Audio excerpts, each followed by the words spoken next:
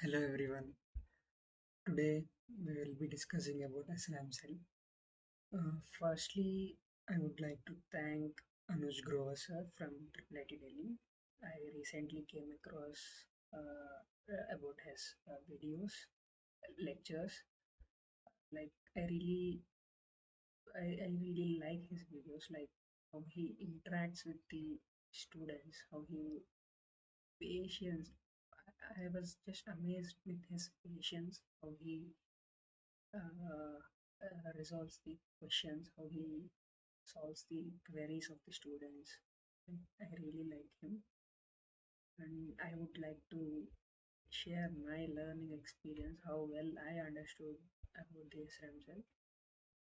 So I have already recorded a video, but there was no audio in that. I forgot to connect my mic. So let's say, what is SRAM cell? SRAM cell is a memory element, right? So we need to store a bit of information, like either zero or one. So let us consider a basic memory element. First of all you might have know, if you are seeing this video, then you might have seen this SRAM cell structure, right? It is connected to a ground and VDD. These are inverters, and these are back to back connected to each other. This output is connected to this uh, output, and here this output is connected to input of this one. So you can simply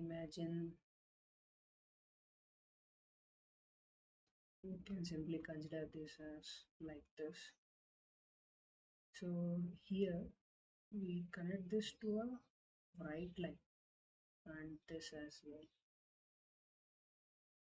and these are given to a bit line and bit line bar. So I was really like I was really confused that how could we even write a data into this, or access or read the data from this cell. So I want to really know the crux to the root of the entire concept, how it really stores the data at the designing level. So I came across these lectures. So let's say we have a basic memory element. Let's say this is NOR. These are fed back, and this is my output, and this is clocked. This is data input, and this is inverted, a basic memory element, a D flip flop. So if you implement this NAND gate and NOR gate in CMOS structures, you'll get four transistors in each gate, right? And two here for NOR. So entire transistor count will be 18. So instead of doing that as is, I could write a truth table for this output. Alright, so I could write a truth table. Clock D and Q bar is also contributing this Q's output. So it's a 0 0 0 0, and here 0 0 0 1 1 0 1 1. So since clock is 0, nothing changes. So I can write Q as inversion of this. So 1 0 1 0, and there is a clock now, 0 0 0 1 1 0 1. So there is a clock, so I need to consider data pin. So data is 0, so output is 0 0 1 1. So if I write kmap for this, or I can even just write this directly for q, it will be clock bar d bar q bar bar, and clock bar d q bar bar. and clock D bar clock D Q bar. So correct. Uh, so so if I minimize this, uh, this is clock D Q, right? So I can write clock D Q and and clock bar T bar Q. Clock bar, okay, I will be having clock bar Q, right? So, and here we can minimize this further. If let's say clock is 0, it depends on Q, and if clock is uh, 1, actually there is no Q, right? Why did I write this? I'm sorry. So if clock is 1, it depends on D as well. So we can do one thing, that we can remove this clock bar and we can replace this by Q and write as it is. So it's, I did nothing, just if this is 0, clock is 0, it depends on Q, right? So I wrote Q, and if it is 1, clock is 1, it depends on D, so clock D. So this is the logic. And here there is a catch, that if you implement this function of Q in CMOS, you'll get an inverting output. So better you consider this as function of Q bar. So you got this. I think everyone understands this. So this expression is for Q bar, not for Q. So I got the expression for Q bar, that is Q plus clock T, right? So I can write this as clock and this as T. This is grounded and this is Q. Like, okay, leave it ground, and these two are connected. And in PMOS, it will be uh, adjusted in such a way that it pulls up to 20D, right? So these two are in parallel. Now it has to be in series. So I can just connect these to Q, and these two are in series. Then in pull up, it has to be in parallel. This is clock and this is T, and this is VDD. So this is entire expression for Q bar. So it comes out to be 6 transistors, and in the same way we can implement it for Q as well, and expression doesn't change much. It actually ends up like this. Function of Q is just Q bar plus clock D bar. You can try it out. You can try it out like this. You'll get the same expression. So I'll implement the same. Just copy this.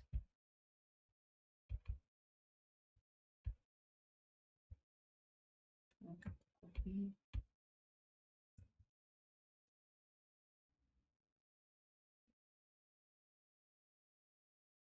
Yeah. So this is for Q bar, right? Like, sorry, it's for Q. So pins are Q bar, clock D bar. So this is Q bar and D bar, D bar, Q bar. So everything remains same. So if I just, if we could see this, this is for Q and this is Q bar. So it has to be fed back, right? So we need to connect the output of this to the input. I'll just write that, draw that structure. Mm, let's say this is block. I'm adjusting the structure so that routing will be easy. And this is, we'll see, this will be T, and this is connected to VDD, and this is D bar, and this will be Q bar, and this is Q, pins. Now it will be other way around, right? So this is D, this is clock, this is grounded, and okay, and this is Q, this is also grounded. So these two are connected, and this input is coming from this output, right? Let me just finish this. Um, so this is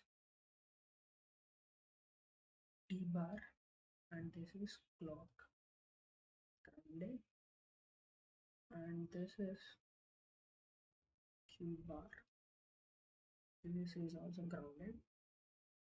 So this input comes from output, right? Like it is connected like this, and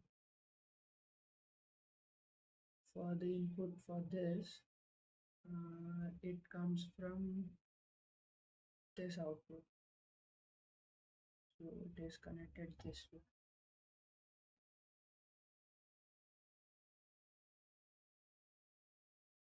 Correct. So now we can even further adjust, change the structure as well. So we will come to that. If you carefully observe this, let me highlight this. This, not this. This is D bar, right?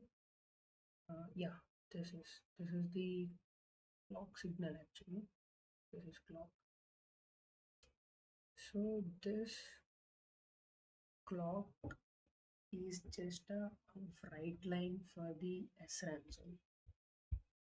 So if you could recollect any diagram that you have seen earlier for the SRAM cell, you have bright line. So whenever this is turned on, you can write something onto the cell, or you can read something from the cell. So this is the thing. So that is just nothing but a clock here. So let's say you have a array of SRAM cells. So let's say I have an SRAM cell here, I have another SRAM cell, another cell, another cell, another cell. So there are a lot of cells, and clock signal comes from a decoder.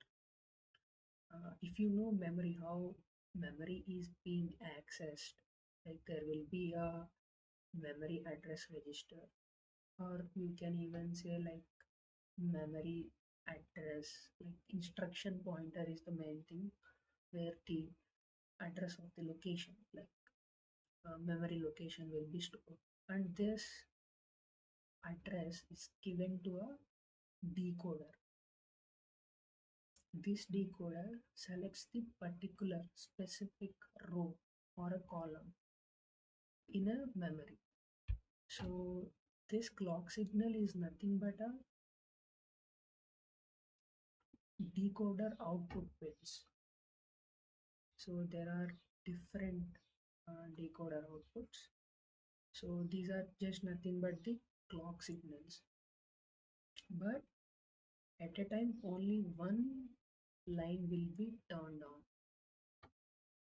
Let's say this line is turned on, and the remaining will be turned off, because we want to access only a specific location. So let's say this location is turned on and we can write the data or read the data. So this is clear, right? These are the clock signals. And in terms of memory and all, these are just accessing lines, write lines. And we even have bit lines as well. That is a different thing. So write lines is for accessing a specific cell. So now, so you have seen that if you see this RAM cell, this is a single cell, right? If you stack up with the array of SRAM cells, you'll have hundreds of these SRAM cells, and this clock signal will be different for each cell. Only one cell will be turned on at that time. In a given point of time, only one cell will be turned on. Like, let's say there are 1024 cells, SRAM cells, and in that you have turned on only one cell, and that is the fact. We can only turn on one cell at a time and can access the data or write the data. So other 1023 cells are turned off, like clock signal is off. That in the sense, if clock signal is off, then this PMOS is turned on already, and we attain VDD over here. So if you see statistically, what is the probability of that this node will be having VDD? So in 1024 access cycles, only one time this cell will be turned on. Probabilistically, one time it is turned on. So 1023 times out of 1024 it is turned off, and it's already VDD. So the probability of getting VDD at this node is really high. So instead of having all these pull up stack, right? Pull up D and clock PMOS transistors, we can just remove these two and we can only include this uh, Q wala PMOS. So if I modify this, let me just erase this. So here we have Q bar here as well, and these are two different pin sets. Okay, this is Q bar, this is Q, and this is connected to VDD as well. And here the remaining logic remains the same. So this is Q bar, and this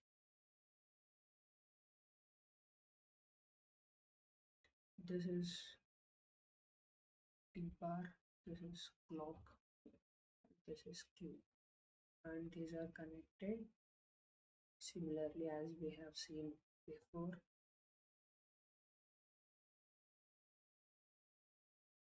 This is connected to output of this.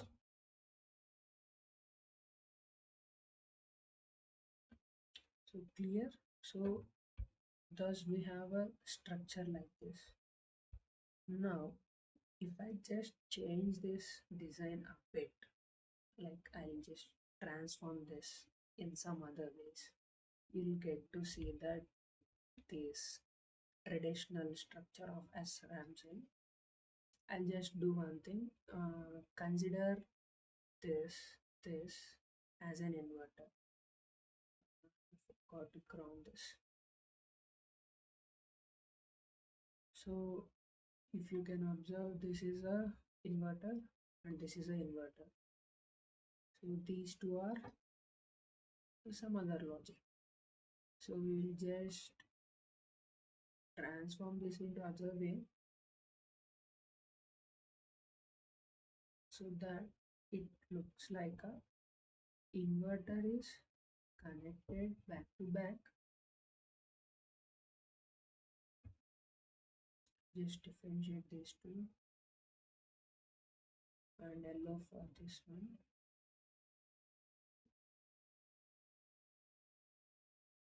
So these two are back to back connected, and we have this no D clock. So this is clock and this is D, and this is grounded, and the same thing, clock and D bar. This is grounded. So now we can able to see a closer SRAM looking cell, right? So people, what they do is they just remove this transistor and connect it to a bit line. And you may ask that if I just remove this transistor, I might not get the appropriate accurate logic, right? Functionality will be changing. So for that we have a bright driver which take care of this logic. Internally it will be included.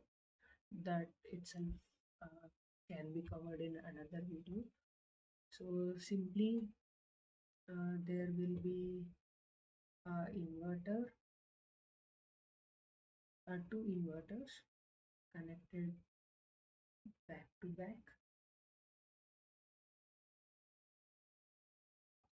and there is a clock which is called as right line and a bit line here, bit line bar, because you can consider this as D and T bar.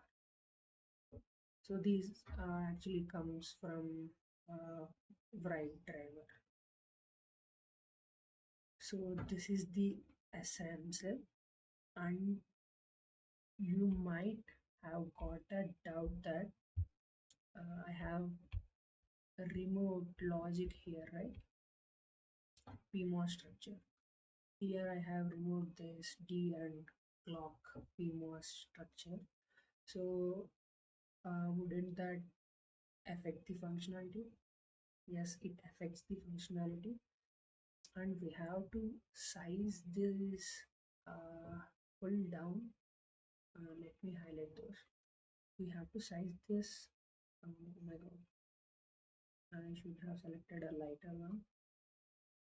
So we have to size this PMOS and this pull down network in such a way that this pull down network current will be more dominant than this PMOS current, because PMOS is already connected to VDD. Anyway, it is connected to VDD every time.